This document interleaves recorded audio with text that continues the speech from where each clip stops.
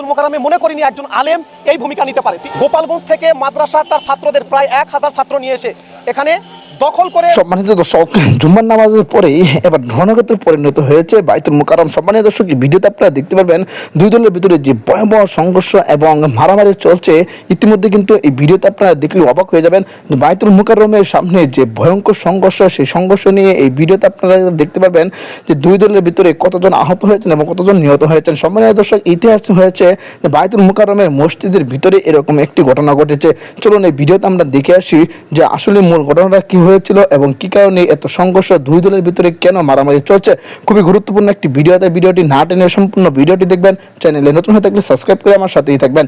ভিডিওতে একটি লাইক করে দেখতে থাকুন সম্পূর্ণ ভিডিওটি।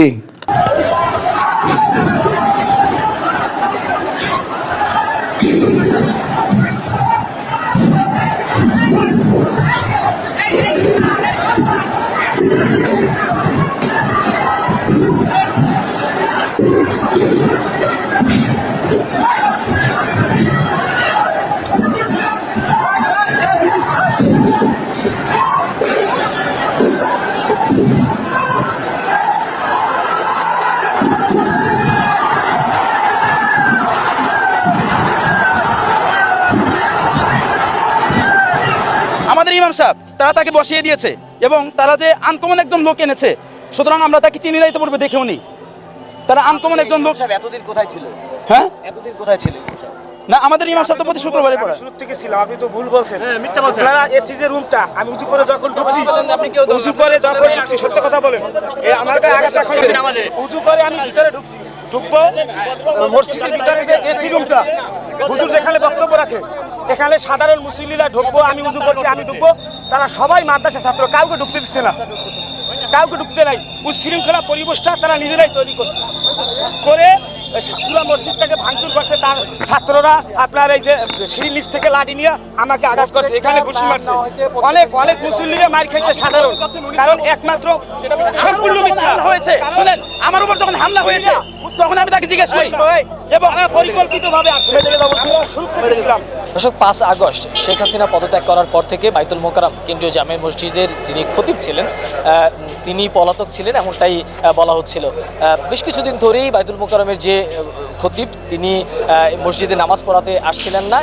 এরপরে মুসল্লিরা বারবারই বলে আসছিলেন যে বাইতুল মোকাররমের যে আগের যে খতিব ছিলেন উনি এই শেখ হাসিনা সরকার দ্বারা নিয়োগপ্রাপ্ত এবং তিনি আওয়ামী লীগের সুবিধাপ্রাপ্ত একজন ইমাম ছিলেন।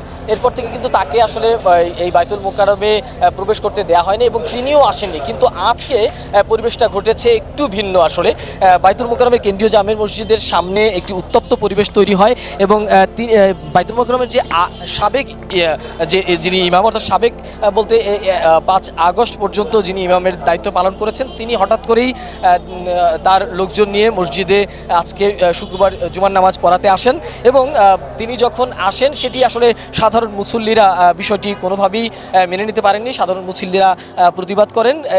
তখনই কিন্তু আসলে মসজিদের ভিতরে একটি উত্তপ্ত পরিবেশ তৈরি হয় এবং বাইতুল মোকাররমের মসজিদের যিনি সাবেক যিনি ইমাম তিনি যে লোকজনগুলো নিয়ে আসেন তারা সবাই মিলে এখানকার সাধারণ মুসল্লি তাদের উপরে হামলা চালান এবং মসজিদের বিভিন্ন আসবাবপত্র ভাঙচুর করেন, এমনটাই অভিযোগ করছিলেন এখানকার যারা সাধারণ মুসল্লিরা। আমরা একটু জানবার চেষ্টা করবো আসলে এখানকার মুসল্লিদের কাছে এখানে মূলত ঘটনাটা কি ঘটেছিল।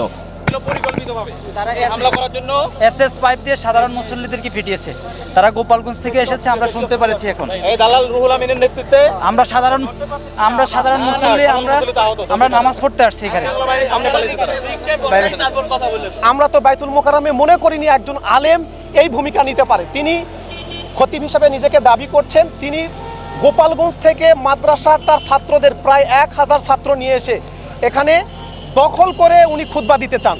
তখন মুসল্লিরা ওনাকে বলেছে, আপনি খুতবা দিতে পারেন না, শহীদদের রক্তের দাগ এখনো শুকায়নি, সিদ্ধান্ত হবে তারপরে খুতবা দিবেন। উনি ওনার সাথের ছাত্ররা নির্দয়ভাবে ঢাকার মুসল্লিদেরকে পেটালো। আজকে কোনো ধরনের কোনো আলাপ ছাড়া তার ছাত্ররা মসজিদের চত্বরের ভিতরে রক্তাক্ত করেছে। অসংখ্য আজকে মুসল্লি আহত হয়েছে। আজকে প্রায় 50 জন আমার সামনে আহত হয়েছে।